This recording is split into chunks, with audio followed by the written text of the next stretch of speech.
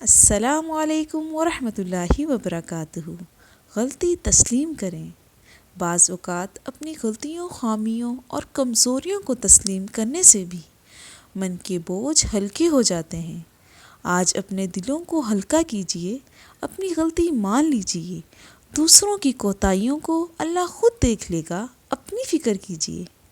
اگر کوئی مجھ سے پوچھے کہ میں نے اپنی اب تک کی زندگی میں کیا سیکھا، کیا تجربہ کیا، تو میں کہوں گی کہ اللہ کے سوا کوئی بھی نہیں ہوتا۔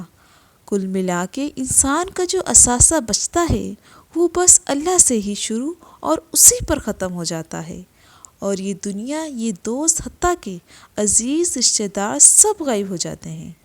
کوئی مجھ سے پوچھے کہ زندگی کا حاصل کیا ہے، تو میں کہوں گی کہ اللہ کو راضی کرنا اور ہر اس خواہش، اس انسان سے دور ہو جانا جس کی وجہ سے آپ اللہ سے دور ہو رہے ہوں۔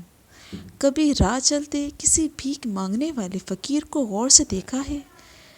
کیسے وہ ہر آتے جاتے انسان کے سامنے خیرات کے لیے ہاتھ پھیلاتا ہے، کتنی منتیں کرتا ہے، کتنے واسطے دیتا ہے، کیسے اپنی کمزوریاں بیان کرتا ہے، روتا ہے، گڑ گڑاتا ہے، بلکہ پیچھے ہی پڑ جاتا ہے، تو سامنے والا کچھ نہ کچھ اس کے کشکول میں ڈال ہی دیتا ہے۔